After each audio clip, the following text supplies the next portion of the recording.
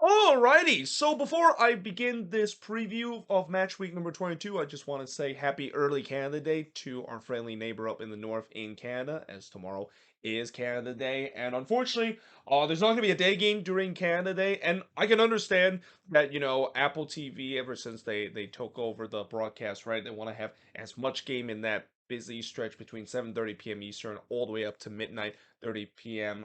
Eastern time. But I feel like for special holiday, there should be an exception. And because we have Canada Day tomorrow, I feel like some of these Canadian games should be early, especially the game between Toronto and RSL. I mean, that would be a perfect time for them to have a day game, but that was not what MLS feel like it's going to happen. And if you're going to do some games, that is also happening during a special time during the 4th of July, which include El Trafico that was rescheduled from the beginning of the season. You might as well just do it for Canada Day game 2. But nevertheless, we do have 13 games that's going to be happening on Saturday night and only one that is going to be happening on Sunday. And we start off with the first of 6 games that's going to start at 7:30 p.m. Eastern, 4:30 p.m. Pacific. And this is definitely one that I wish it should be on national television. Like, the fact that this game was not on national television is a crime, in my opinion, because it's the top two team in the Eastern Conference going head to head. It's FC Cincinnati versus New England Revolution. Cincinnati 13-4-2, while New England is 10-6-3. As this game is 7:30 p.m. Eastern, 4:30 p.m. Pacific.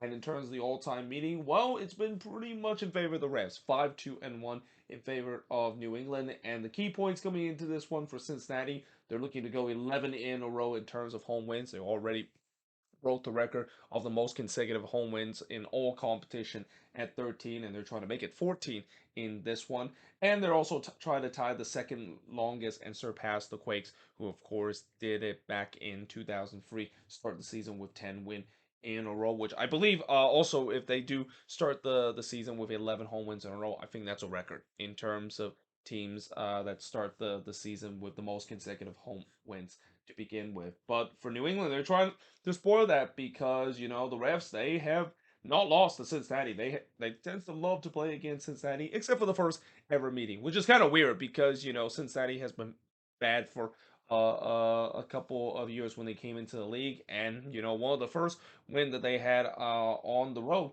was against New England. In fact, I think that's the first road win that they got in their franchise history, which was a 2-0 win against the Revs. But ever since that has there hasn't been any luck for Cincinnati to get wins either at home or on the road against New England. So yeah, this should be very fascinating. I mean, again, it could be a matchup that could be a preview in terms of further playoff matches, especially deep in the playoff matches. And New England, I know I've been saying that there are 3 teams that I can say that are clearly favorites of potentially competing for the East. You got Nashville, you got Cincinnati, and even the Philadelphia Union. Don't forget about New England and the Revs. Ever since they've started to get health here, especially up top, the likes of Gustavo Bo back in to this team. Carlos Hill also pulling the string of this team and started to be back healthy. So a big surprise that New England has definitely play well in these last 4 games and getting wins to really jump up the standings and even overtook Nashville, because Nashville has kind of gone through a little bit of a downward trend in the last couple of games. But yeah, it should be interesting. And again, it feels criminal the fact that this game is not on national television. Like, what can I know with a lot of these national television games, they tends to likes to play at stadiums that has a full capacity crowd and have some of the best atmosphere that can showcase to a national televised audience. Why can they do that at Cincinnati? Like, Cincinnati, that stadium is packed pretty much every single game this season. It has some of the best atmosphere that we've seen this season in the league. I don't understand why this game is not on national television. But that being said, moving on to their other Ohio team that is, or to the other Ohio team that is the Columbus Crew. They're going to be playing against the New York Red Bulls. Columbus 9-4-6, while the Red Bulls 5-8-6. All-time meeting 38-13 and 35 in favor of Columbus. And the key points for the Crew in this one: they've only lost once this season at home and winning 7 out of 10. And coincidentally, the only loss that they had this season at home was actually against the team that is at the bottom of the Eastern Conference, that is Inter Miami. But besides that blip, they have been really strong this season at home and playing some of the most entertaining soccer and kind of Wilfred Nancy type of soccer when they're at home. Whereas for the Red Bulls, that kind of has not been the case. In fact, this is an interesting fact that I got, but they have not won a consecutive match in almost a year. The last time they won a consecutive match was all the way back last season in August. So consistency has been a problem for the Red Bulls, and knowing the fact that they have to go on the road in this game, which they're definitely not as good as they were last season on the road. Yeah, I would say that this should be a win for Columbus, but again, this is MLS. Crazy things has happened, and that I've also want to kind of just take back of what I said that it's going to be a win for Columbus. You can't guarantee a win. We could see potential upset that could happen, and especially the Red Bulls is on the attack. Surprisingly, the attack has really started to get going in the last couple of games, scoring 6 goals in the last 2 games, which is actually the same amount that they've scored prior to the last 10 in terms of the last 2 games. Yeah, maybe this Red Bulls team might throw a bit of a surprise to Columbus in this one. Though it was also just announced that they did sell Christian Casper, the long time Red Bulls player, this in just a couple of days from now. He's going to be moved from the club, and that does lose a little bit of an attacking threat because Christian Castro Jr. has also been a good attacking threat for this Red Bulls team. Now, moving on, we got Inter Miami versus Austin FC. So again, for Miami, this is a team that is looking to snap out the longest active losing streak in the league at 7 in a row. And actually, I think this is the longest active losing streak that Miami has ever had in their franchise history. Because I always said about how they have lost so many times, 6 losses in a row, but they have never gone that period where they have lost like 7 or 8 games in a row until now. Now they're trying to snap that 7 game losing streak against Los Verdes of Austin FC. 7-4-8 is their record. And in terms of the all-time meeting, well, last season both of these teams met against each other, and it was not a fun experience if you're an Inter Miami fan. They lost 5-1 in that game on the road, and this is the first ever meeting at Drive Pink Stadium. As I mentioned, for Miami, they have lost 7 in a row, which is the longest active losing streak. And for Austin, they won back-to-back 3-0 win against Texas, but so far they also have been struggling on the road. Only 2 wins this season on the row. And again, the story of Austin is the fact that, every time they show some progress, then they kind of take a bit step back. Now, in the last 2 games, they definitely have shown probably the most progress and kind of look like the Austin team from last season. Question is, can they do so in this one too? And especially against an Inter Miami team that they're desperate in terms of getting wins. And also, I'm not sure if this is going to be the debut of Tata Martino. I don't think Tata Martino is going to take over this team. Probably not until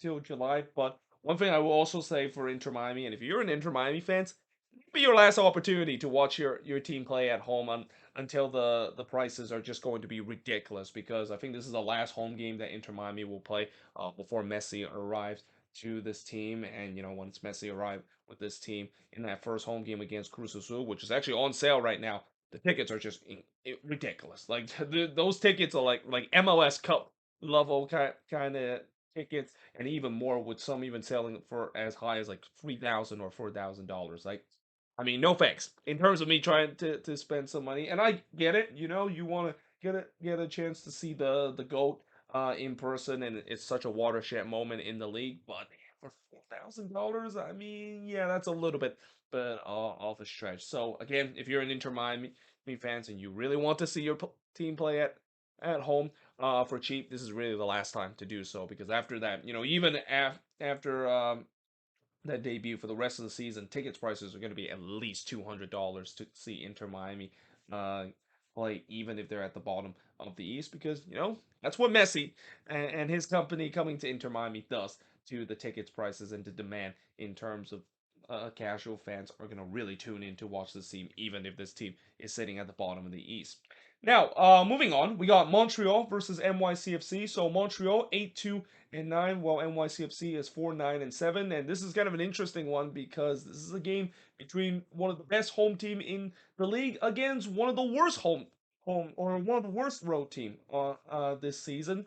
For the all-time meetings, believe it or not, NYCFC has matched up against Montreal well. They have actually won 10 out of the the 17 matchup that both of these teams play, and they've only lost twice to Montreal. But obviously, the key point about this game is that this is not the NYCFC of the old. This is a team that have been winless in the last 11 games and yet to win on the road. The 11-game winless run is actually tied for the longest winless run since their expansion season in MLS. While for Montreal, again, they have been red hot at home. 6 wins in a row at home. 7 wins so far this season at home. In fact, 7 of the 8 wins that they got this season has all come at home. So Stade Saputo has been an absolute fortress, and this should be a no-brainer to see that they're playing against one of the worst team on the road and against an NYCFC team that have struggled in terms of scoring goals, especially on the road.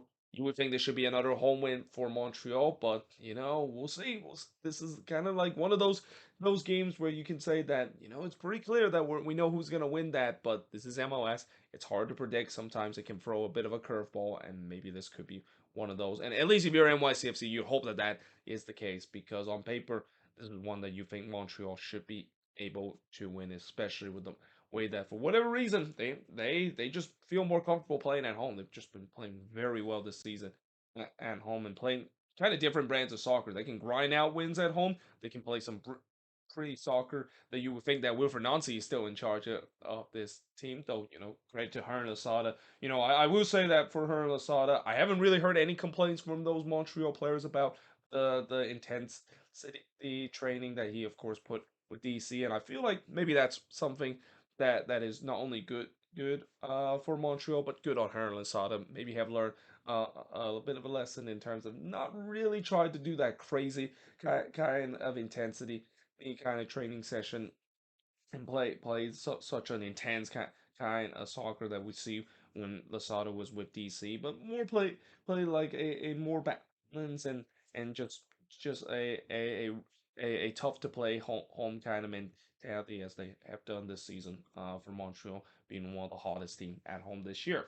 Now, moving on, we got Orlando versus the Chicago Fire. So 7-7-5 is the record for Orlando, while Chicago 5-8-6. All-time meeting 7-6-5 in favor of the Chicago Fire. Now for Orlando, the home form has definitely improved for Orlando. I mean, I remember in the beginning of the season, the home form has been a huge issue for this Orlando City side, and they have gone 5 games unbeaten at home. And on the attacking front, they've started to become a little bit better, and some of the these attacking players have definitely started to show up more. Gutierrez has started to show up more. Even some of their signing in on Gulo has really showed up. Duncan McGuire, a guy that it's so hard to believe that their best attacker has been a super draft pick. He started to score goals once again. So Orlando City have definitely started to improve at home, and also not to mention in the last couple of games that they actually have not lost a game in a while, despite the fact that there's times where they're still a little bit inconsistent.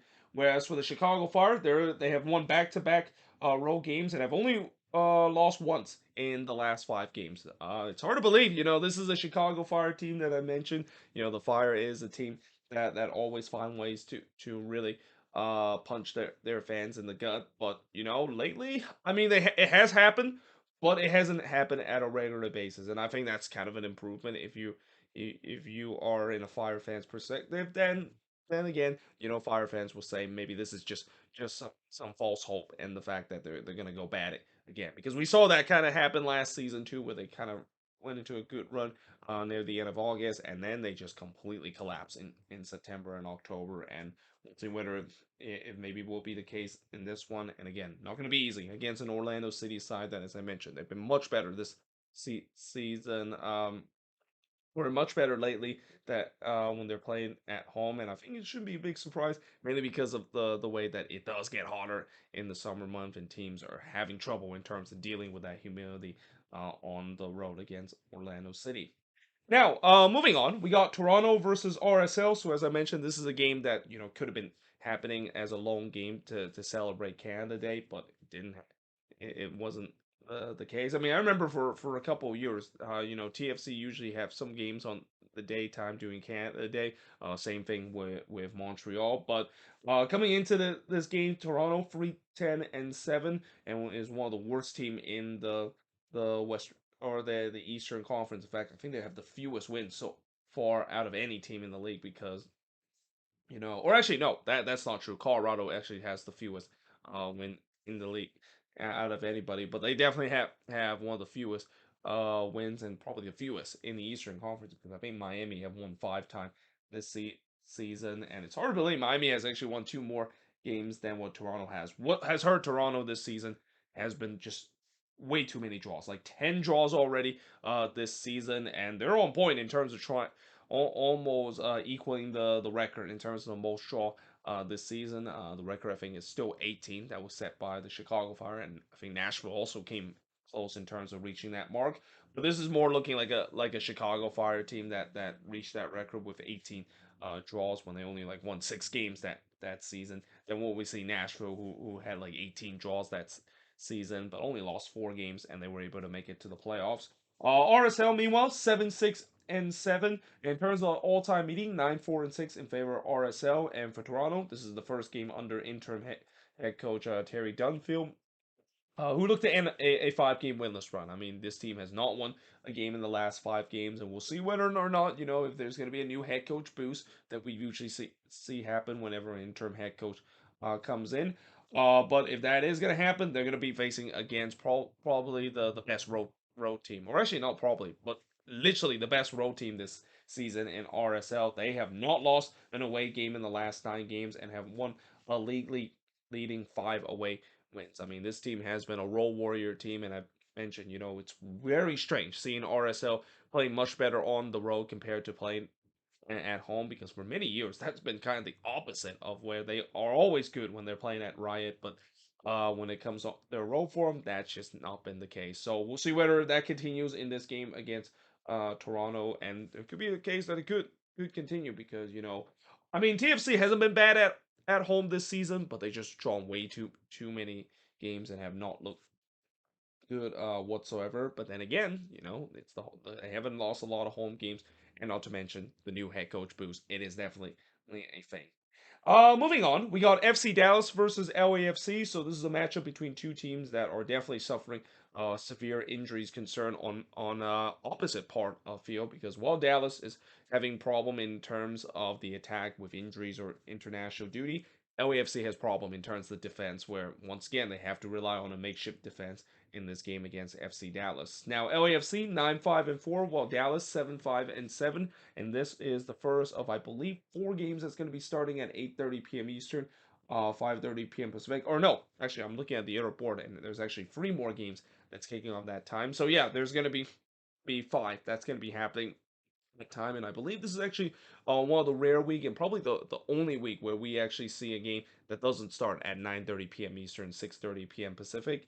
But in terms of the all-time meeting, 5-2-2 in favor of LAFC. The key points for Dallas, again, the goal drought is at 181 minutes. Goals have definitely hard to come by for this Dallas team, and it's not surprised because when you're missing the likes of Paul Arriola and Jesus Ferrer, who's currently on international duty, goals are definitely going to hard to come by in terms of the attack. And the same goes for LAFC, although it's kind of on the opposite end, where pretty much their entire back line is ridiculed by injuries or international duty. And once again, they're going to have to do a makeshift back line, which, yeah, that did not go well in the last game against the Vancouver Whitecaps. So it should be interesting to see how it's going to go, though I will say that, for LAFC, finally got a much needed rest. I mean, this is the first week since full week of rest since late May, and they have played just so many games in the month of June that it's got to feel good for those LAFC players to finally get a full week of rest and get a full week of training. So we'll see whether if they could get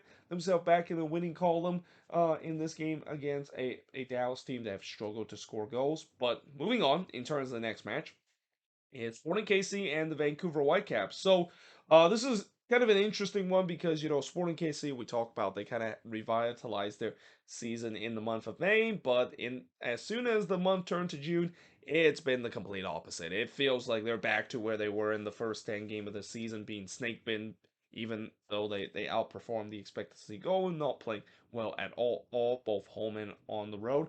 Whereas they play against a Whitecaps team that finally broke their duck in terms of this long winless run that they have on the road with a win against LAFC and improved their record to 6-7-5. But all-time meeting 12-6-8 in favor of Sporting KC. And in terms of the key points, I mean for Sporting KC, after getting most of the points out of the month of May, they have only won once out of their last 5 games, and that's since the calendar has turned to June. So yeah, the June swoon has definitely been a full effect for this Sporting KC team. And again, this is definitely alarming considering the fact that this is a team that has pretty much all their key starters in the starting 11. I mean, they could at least make that excuse during the first 10 games that they were out most of their key attacker. They really can't now that they pretty much aren't the most healthy, or they've been very healthy in this last couple of games, and it's just kind of befuddled the fact that how in the world did they look really good in the month of May, and all of a sudden they look like they're back to where they were in April, and that's got to be frustrating if you're a Sporting KC fans because you thought that maybe things were going to turn around, and now things are looking bad again, and I think the Peter Vermees kind of out drum is going to be banging louder and louder if Sporting KC don't get a win. Whereas for Vancouver, again, they finally get their first road win, but can they make it 2 road wins in a row? And especially against a Sporting KC side that has been struggling. And I also will say that this game really favors Vancouver too, because Vancouver, they're a team that is very good in terms of their transitional play.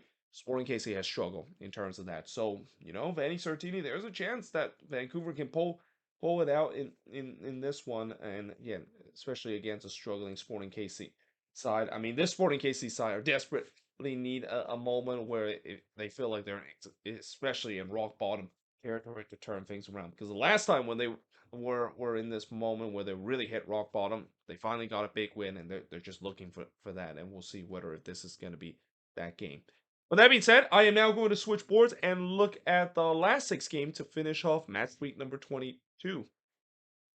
So moving on, we got Minnesota versus the Portland Timbers. So last time both of these teams met at Allianz Field, it ended 4-4. Something tells me it's not going to end 4-4 in this one. In fact, I think we'll be lucky if we maybe see a goal or two, or maybe see either of these teams hit the 2 goal mark, because these are two of the teams that have struggled the most in terms of scoring goal this season.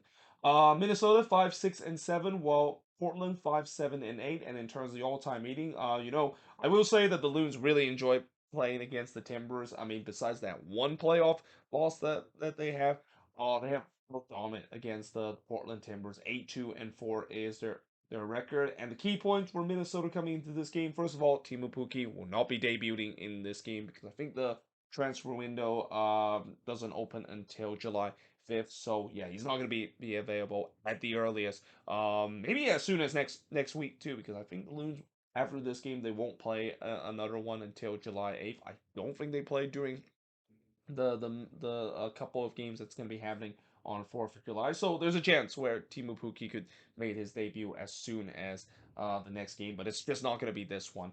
And they have only won one home game this season, which, the funny thing about that is that I actually went to that home game. So, yeah, again, maybe I should go to more Minnesota game. I mean, if I have the money to do so, because it's not cheap to go to Minnesota, and, I kind of don't want to go to Minnesota right now, consider the wildfire that is going on and the bad air quality that is going on. I mean, as a person that's lived in California for a long time now, I know how it feels with all the bad air quality that those people in the East Coast and the Midwest are dealing with. So no thanks in terms of me trying to deal with that again. But yeah, only one home game. That is the fewest. Only Colorado have fewer wins, and Colorado, of course, still the last team to yet to win a home game this season. While for the Timbers, only one win in the last 8, and they have not scored more than 1 goal since the winning 3-1 against Vancouver. That was all the way back in May. So again, goal scoring has been a problem for both of these teams. Though I will say that ever since Reynoso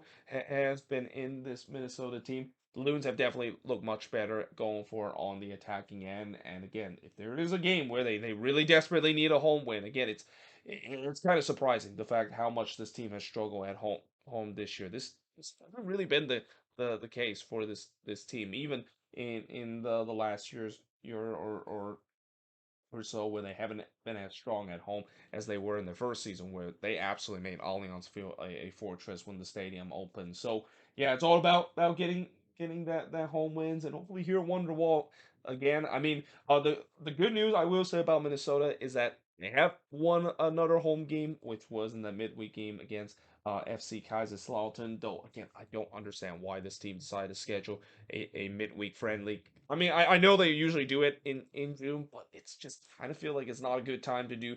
So when this is a team that is kind of a little bit fatigued and had a chance to have a full week rest, and they didn't even take advantage of it. Now, granted, most of the starters were kind of out of the game by the second half, but again, I wouldn't mind if they can just have a full week of rest to focus on this next game. Though, again, we'll see whether or not if that friendly can at least get this team going. I mean, especially getting a home win. It doesn't really matter what competition it is. When you're a team that struggle at home and you are able to do so in any competition, that's definitely going to be a momentum boost, and we'll see whether they can do so in this game against the Timbers.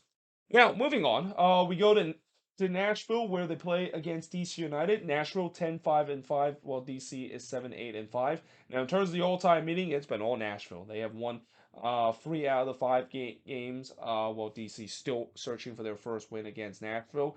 Though Nashville has hit a mini blip. They've only won 1 game out of the last 4, and because of that, they actually have now dropped down to third place in the Eastern Conference. Well, for DC, they've already beaten a top team in the Eastern Conference last week against Cincinnati. Now they're looking to do it the same thing against Nashville. But like I said, it's not going to be easy because this is a team that have not got a win against Nashville in all the head-to-head meeting, and this definitely doesn't look like it's going to be likely 1-2 because Nashville. They're back at home, and again this season it's been the complete opposite of last year, where last year they just cannot win at Geodis Park.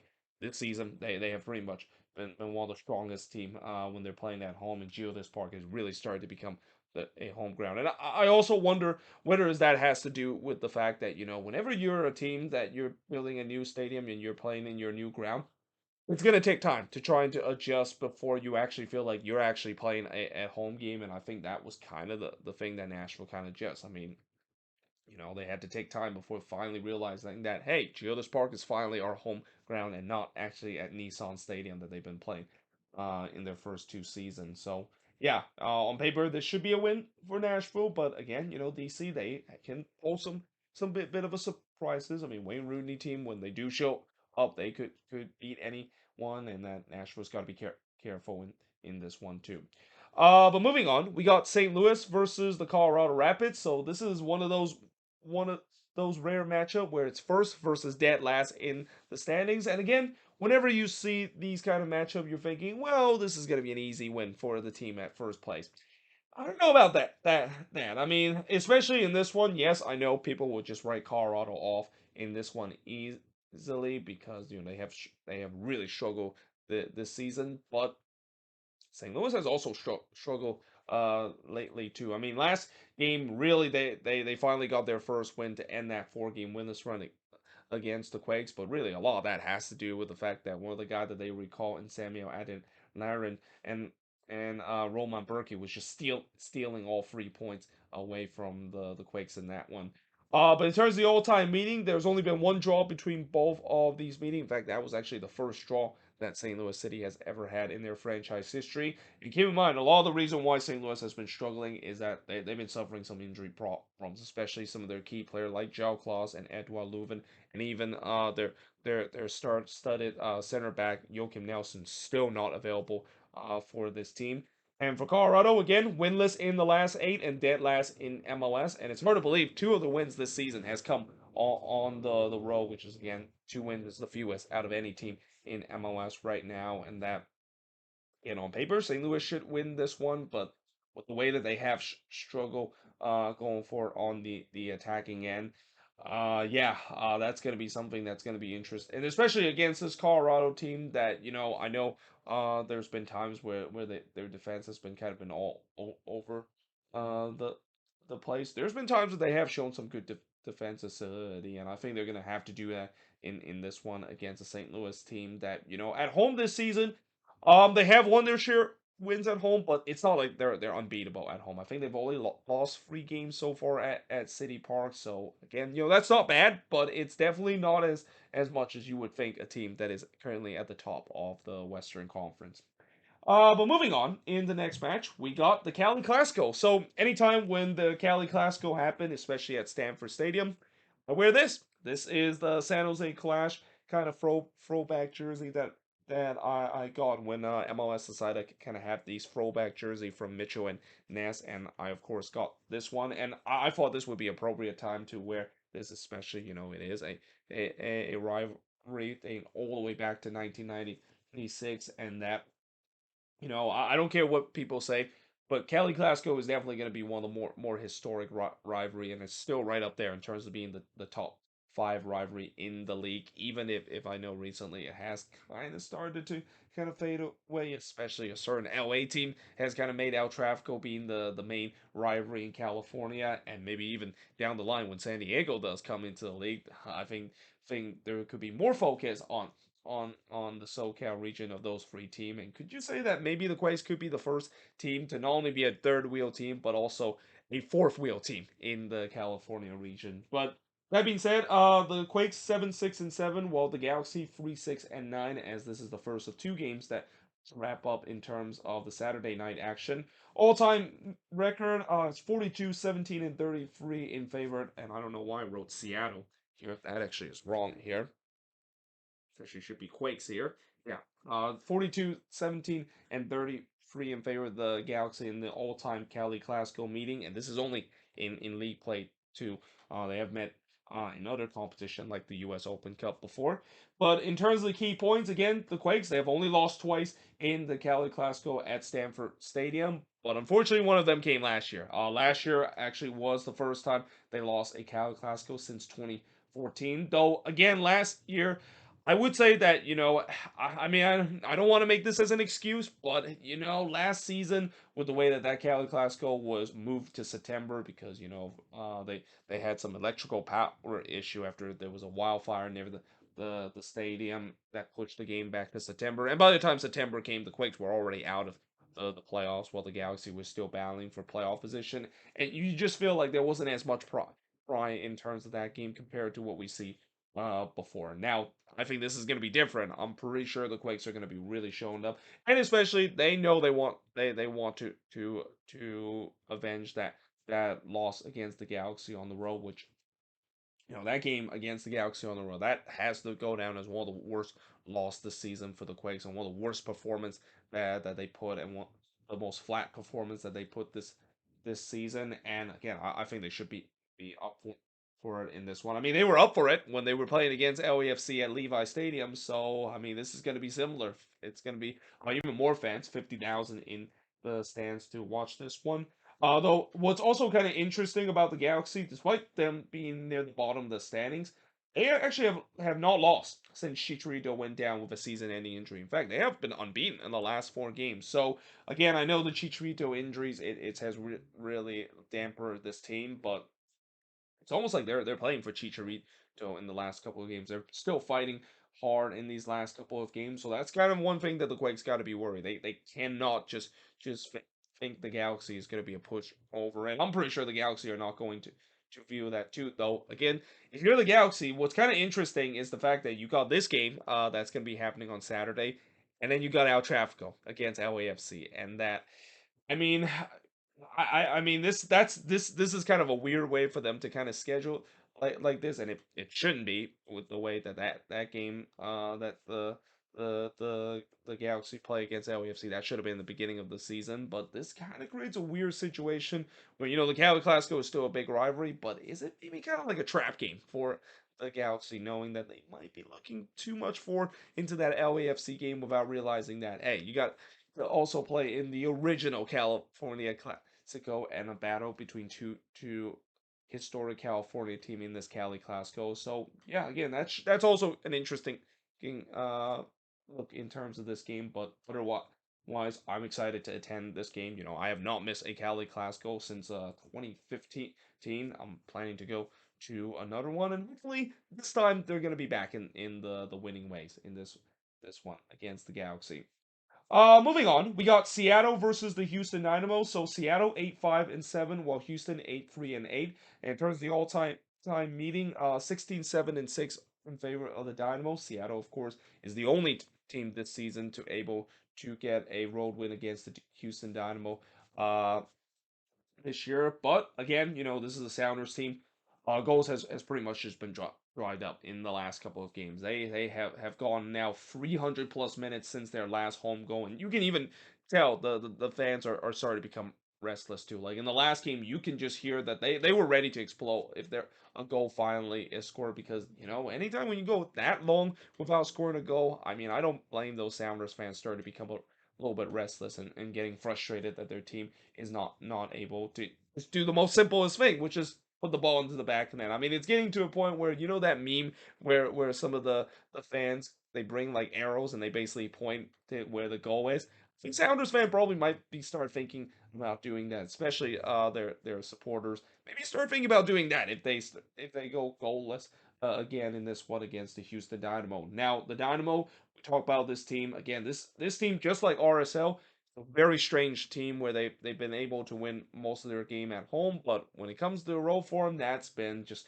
it's basically night and day. Like when this Dynamo team playing at home, they're literally one of the best team in the league. But when it comes to their road form, yeah, they're one of the worst team in the league. Like besides that one road game that they had against LAFC, which again that was just it felt like we were in a parallel universe when Ben Olsen was actually able to put a master tactical plan in that game against LAFC. This team has just looked bad on the road. I mean, only one win away this season, 7 losses already this season on the road, which is the most in the Western Conference. And yeah, I mean, it's not great for this team on the road. And again, it's weird too, because for a team that I also think that this team likes to play on the transition, those are kind of the teams that sometimes you can make road wins, and yet that doesn't seem like has been the case. Though there could be a chance that this could be the case because Seattle is a team that like to play, to dictate the play, and this is where the Dynamo maybe will get